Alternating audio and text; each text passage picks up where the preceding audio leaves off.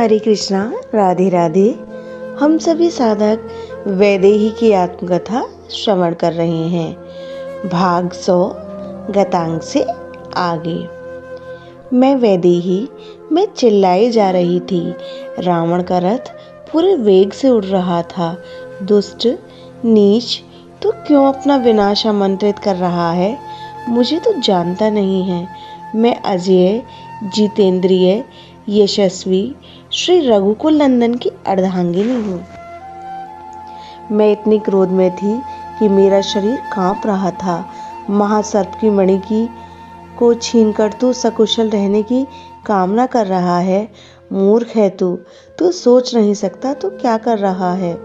रावण के चेहरे में मैंने भय देखा, पर वो छुपा रहा था। मैं राक्षस राज हूँ। रावण मेरा नाम है। अरे देवता तक मेरे नाम से कांपते हैं। तेरा राम क्या है? तू चल तो मेरी स्वर्णमयी लंका में सामान्य मानवी राम को तू भूल जाएगी। मैं तुझे लंका की सर्वप्रथम महारानी बना दूंगा। और रही बात राम की, तो वो 100 योजन समुद्र पार लंका में कभी नहीं आ सकता। समुद्र से घिरी मेरी लंका अजेय है। दुष्ट रावण, तेरे इस अपराध से तेरा संपूर्ण कुल नष्ट होगा।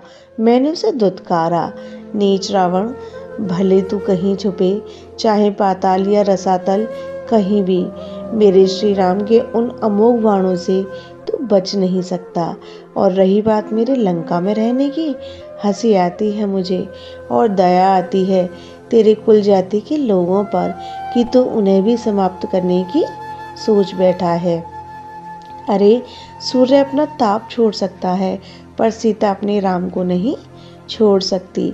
चंद्रमा अपनी चांदनी छोड़ सकती है, पर मैं सीता अपने राम को नहीं छोड़ सकती। ये जनकमयी कभी राम के अतिरिक्त किसी और की हो ही नहीं सकती। मैं पूरी ताकत से चिल्लाकर बोली थी। मेरी रोषपूर्ण आवाज़ सुनकर रावण कांप गया था। वो मौन हो गया। फिर धीरे से अपने सारथी से कहा, रथ को और तेजी से भगाओ, कहीं राम ना आ जाए। मैं कातर स्वर से अंजलि बांधे प्रार्थना करने लगी थी समस्त से। हे वनराज, हे वन देवी, हे वृक्षों, हे देवी गोदावरी, मेरे स्वामी श्री राम के लौटने पर उन्हें ये सब बता देना कि मेरा हरण इस दुष्ट ने किया है। हाँ लक्ष्मण, मैं तुम्हारी अपराधिनी हूँ। मैंने तुम्हें क्या नहीं कहा? ओह लक्ष्मण, असहनीय वचन मैंने कहे तुम्हें। तुम इस विपदा में पड़ी हुई सीता को क्षमा कर देना। फिर पुकार उठी थी मैं, लक्ष्मण, हाँ लक्ष्मण, कहाँ हो तुम?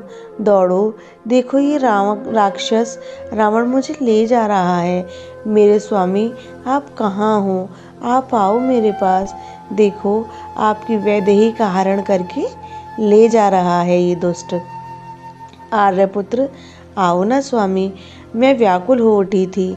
मैं कभी नीचे देखती, कभी आकाश में।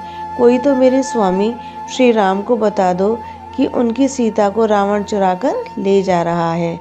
कोई मेरे देवर को कह दो। हाँ नाथ, मैं बस पुकारे जा रही थी, तभी मैंने देखा जटायु जी को।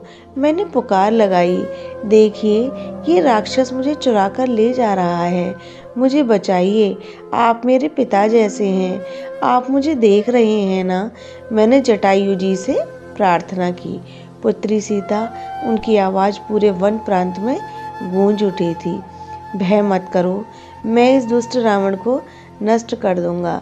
मैं हूं ना पुत्री सीता, तुम निश्चिंत हो जाओ। इतना कहकर वो जटायु उड़े। उनके उड़ने से वन समूह उखड़ने लगे थे। ऐसा लग रहा था कि कोई पहाड़ ही उड़ा चला आ रहा है। रावण भी चौंक गया था। ये कौन है? गरुड़ है या मैनाक?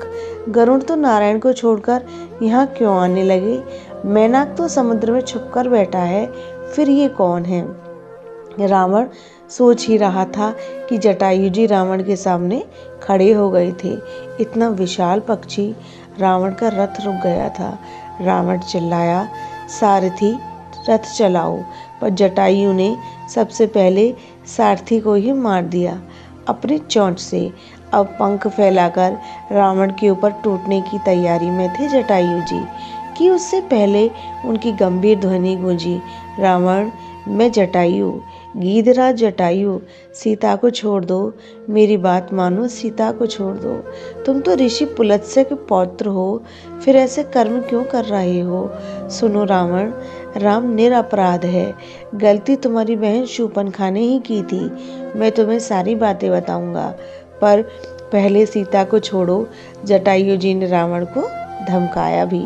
रावण, मैं तुमसे वृद्ध हूँ, तुम युवा हो, पर याद रखो, मेरे जीते जी तुम सीता को यहाँ से नहीं ले जा सकते। मैं समझ गई थी कि जटायु जी बातों में रावण को लगाकर विलंब करना चाहते थे, ताकि तब तक मेरे श्री राम भी यहाँ आ जाएं, पर रावण इतना मूर्ख नहीं था। वो समझ गया उसका रथ सारथी विहीन होने के कारण दिशा में भटक गया था। रावण ने धनुष निकालना चाहा, पर अपनी चोंच से पकड़कर जटायु जी ने धनुष को फेंक दिया। रावण के ऊपर प्रहार करने लगे थे। रावण के रक्त बहने लगा था मस्तक से। पक्षीराज झपटे रावण के वक्ष पर अपनी चोंच का प्रहार किया। रावण गिर गया रथ में। रावण के साथ रथ भी पूरे वेग से पृथ्वी की ओर गिर रहा था। दोनों ने घमासान युद्ध छिड़ा हुआ था। एक बार पूरी शक्ति से प्रहार किया रावण के ऊपर जटायु ने।